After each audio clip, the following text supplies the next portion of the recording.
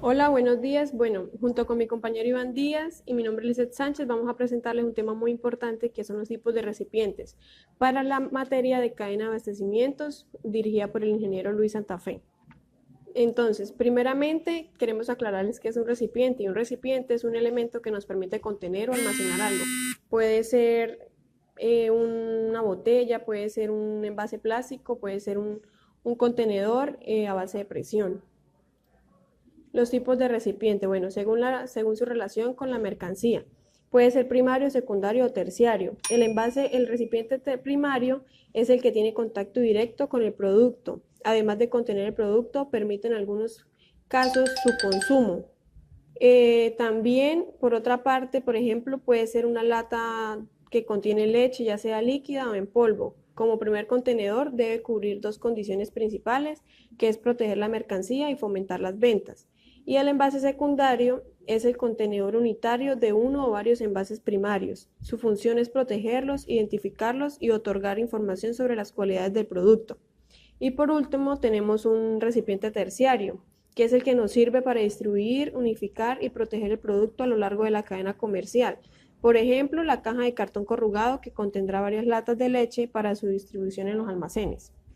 También tenemos recipientes según su capacidad. El recipiente unitario, ese se divide en unitario, múltiple y colectivo. Los unitarios son aquellos recipientes que son diseñados para contener un solo producto, tanto como el recipiente primario. El envase múltiple es cualquier recipiente o envoltura en el cual están contenidos dos o más variedades iguales de los productos ya reenvasados, destinados para la venta de su consumidor. Y el envase colectivo es un recipiente o envoltura en el cual están contenidos dos o más variedades diferentes de productos previamente envasados, destinados para su venta al consumidor de dicha presentación. También tenemos recipientes según su textura. Tenemos el recipiente flexible, el recipiente rígido, el recipiente semirrígido. El recipiente rígido es un recipiente en forma definida, no modificable y cuya rigidez permite colocar el producto estivado sobre el mismo sin sufrir daños, como por ejemplo los envases de vidrio o latas metálicas. El recipiente semirrígido son recipientes cuya resistencia a la compresión es menor a los recipientes rígidos. Sin embargo, cuando no son sometidos a los esfuerzos de compresión, su aspecto puede ser similar a la de los envases rígidos, por ejemplo, envases de plásticos o recipientes plásticos. Y el recipiente flexible son recipientes fabricados de películas plásticas como papel, hojas de aluminio, laminaciones u otros materiales flexibles. Este tipo de envase no resiste un producto de estiva, sin embargo, resulta práctico para productos de fácil manejo. También tenemos recipientes según su fin estratégico, como son los recipientes de líneas de productos o por familias, los recipientes de uso posterior y los recipientes promocionales. Los recipientes de líneas de productos o por familia consisten en adoptar para un conjunto de productos pertenecientes a la misma línea. Se refiere con objeto de facilitar la publicidad de la marca. Y los recipientes de uso posterior consisten en fabricar un determinado producto con un envase o embalaje que se pueda utilizar para diversos fines, una vez el producto se ha sacado de su envase o se ha consumido.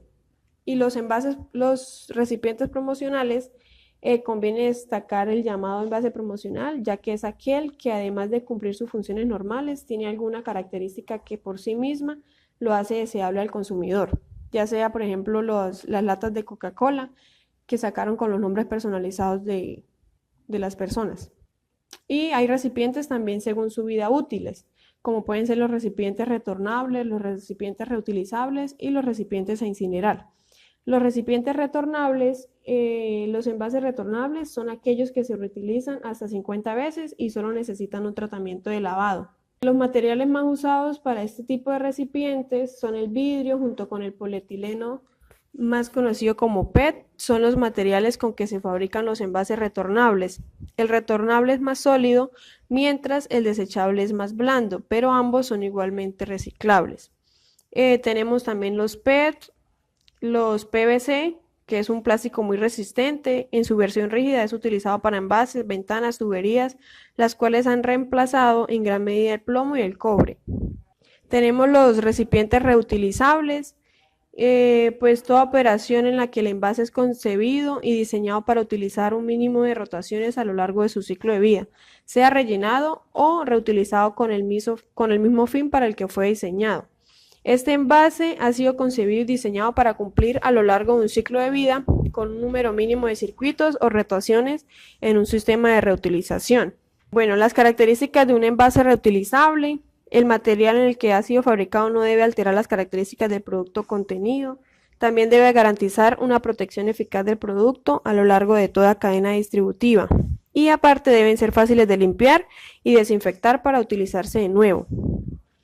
Y los recipientes a incinerar. La incinerización es un proceso de oxidación térmica a alta temperatura mediante las moléculas del plaguicida se descomponen en gases y sólidos incombustibles. Los productos que no puedan utilizarse para el fin o los fines en que están destinados, con un fin alternativo autorizado.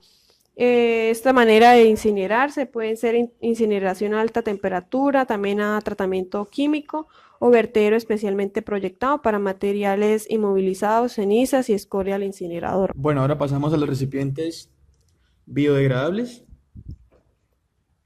Quiero empezar para que sepan cómo es un envase biodegradable.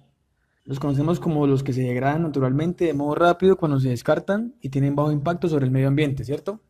También tenemos bolsas oxibiodegradables.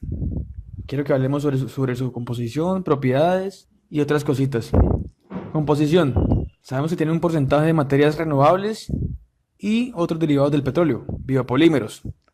En las propiedades podemos hablar de que se descomponen en condiciones que se dan en la naturaleza mediante la acción enzimática de microorganismos como bacterias, hongos y algas, transformándose así en lo que conocemos como nutrientes, dióxido de carbono, agua y biomasa. También quiero hablar del tema de las bioware. ¿Qué son las bioware? Es un tipo de envase con aspecto similar al plástico. Se utiliza para ensaladas preparadas y sopas listas para consumir. Los envases pueden retornarse a través de compostaje y están elaborados a partir de resinas procedentes del maíz. También quiero que hablemos un poquito sobre los envases PET y los biota. Los envases PET, estos envases de politereftalano de etileno se denominan poliésteres, son ligeros, resistentes, transparentes y brillantes. Ellos son los que proporcionan una barrera eficaz contra los gases. Son totalmente reciclables. Los biota. Este material proviene del maíz y puede disolverse por compresión en 80 días. Es demasiado rápido cuando se descompone. Se utiliza para el agua embotellada específicamente. Ahora quiero que pasemos al empaque biodegradable a base de almidón. Como pueden observar en la imagen, tiene una tonalidad de que se descompone rápidamente, junto con el material del que está hecho. ¿Cómo se obtiene la materia prima? De este plástico puede ser de diferente tipo. Como pueden conocer, puede también provenir de la papa, la yuca, el camote, el plátano, las legumbres y otras fuentes de almidón, con altos contenidos de ácido láctico. ¿La ventaja cuál es de tener un empaque de ese tipo? Que al ser materiales biodegradables y a la vez biocompostables, por lo que al desintegrarse, vuelven a formar parte del medio ambiente, sin necesidad de contaminar. Ahora también quiero hablarles un poco de los recipientes para muestras de laboratorio. Bueno, hay diferentes tipos de recipientes para muestras de laboratorio. Cada uno cumple con tareas específicas y seguramente pues en algún momento hemos necesitado alguno de ellos. Los modelos son variados, pueden haber envases grandes, medianos, pequeños, tubos plásticos, de vidrio y otros materiales. Quiero hablarles un poco de cada uno de ellos. ¿Cuáles son los más reconocidos para diferentes tipos de muestras? El primero es el contenedor tradicional. Es de plástico resistente y resguarda el contenido con un tapón de rosca muy fuerte y estable. Es el que vemos que tiene un tapón amarillo o rojo y cuenta con su contenedor transparente. También tenemos el recipiente tubular. Está hecho de polietileno y es similar a un tubo de sangre.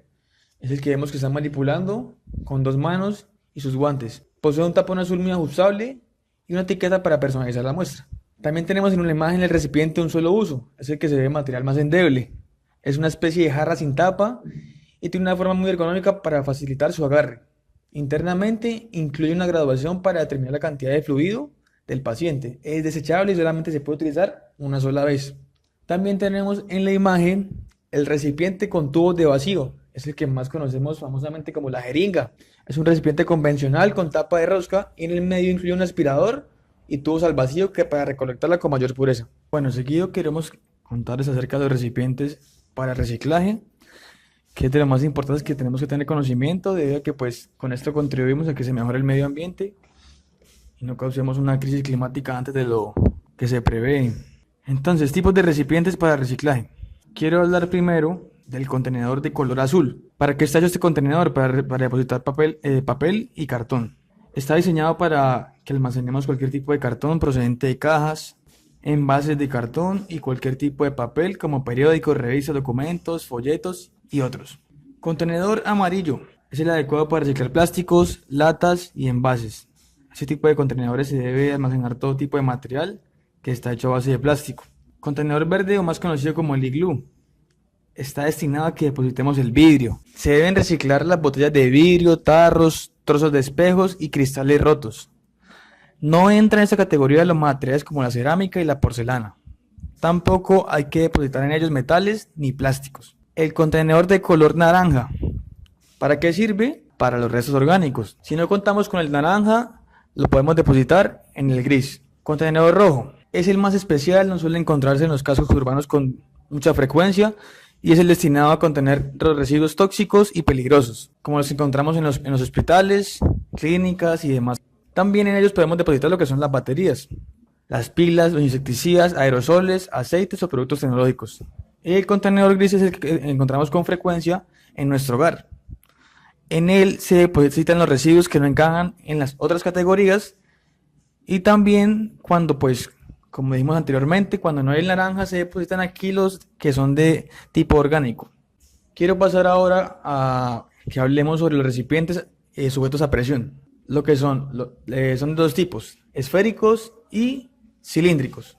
Como son sujetos a presión, depende del uso de ellos para que lo vayamos a asignar. Por un lado, cuando la esfera es la geometría óptima para un recipiente sujeto a presión cerrado, es en el sentido de ser la forma estructuralmente más eficiente, pues la presión interna actúa de igual manera en cada punto. Esto significa que las tensiones de la pared de un recipiente esférico serán las mismas en todas las direcciones.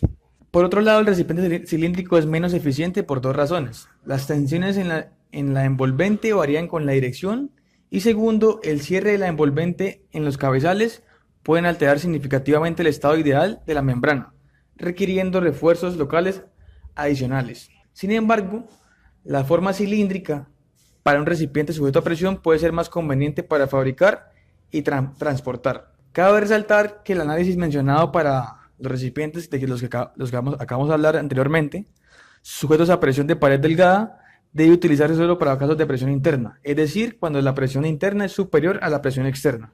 Ahora, por último, quiero que hablemos sobre los recipientes de seguridad para residuos inflamables.